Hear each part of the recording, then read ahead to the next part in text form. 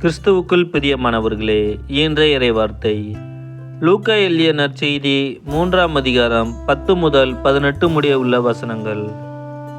அக்காலத்தில் திருமுழுக்கு யோவான் போதித்து கொண்டிருந்த போது, நாங்கள் என்ன செய்ய வேண்டும் என்று கூட்டத்தினர் அவரிடம் கேட்டனர். அதற்கு அவர் மறுமொழியாக, 2 அங்கிகளை உடையவர் இல்லாதவரோடு பகிர்ந்து கொள்ளட்டும், உணவை உடையவரும் அவ்வாறே செய்யட்டும் என்றார்.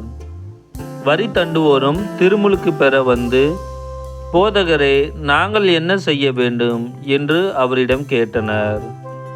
அவர், உங்களுக்கு குறிக்கப்பட்ட தொகைக்கு அதிகமாக எதையும் தண்டாதிருங்கள் என்றார். படை வீரரும் அவரை நோக்கி, நாங்கள் என்ன செய்ய வேண்டும் என்று கேட்டனர். அவர், நீங்கள் எவரையும் அச்சுறுத்தி பணம் பறிக்காதீர்கள், யார் மீதும் பொய் குற்றம் சுமத்தாதீர்கள், உங்கள் ஊதியமே போதும் என்றிருங்கள் என்றார். அக்காலத்தில் மக்கள் மீட்பரை எதிர்பார்த்து கொண்டிருந்தார்கள்.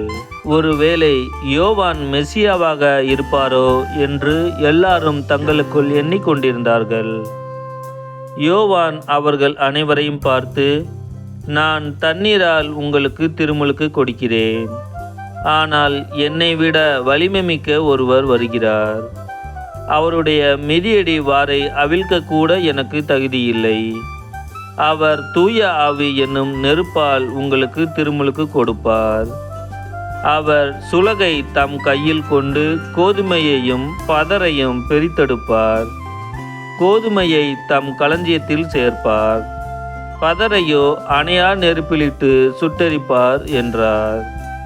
மேலும் பல அறிவுரைகள் கூறி மக்களுக்கு நற்செய்தியை அறிவித்தார்.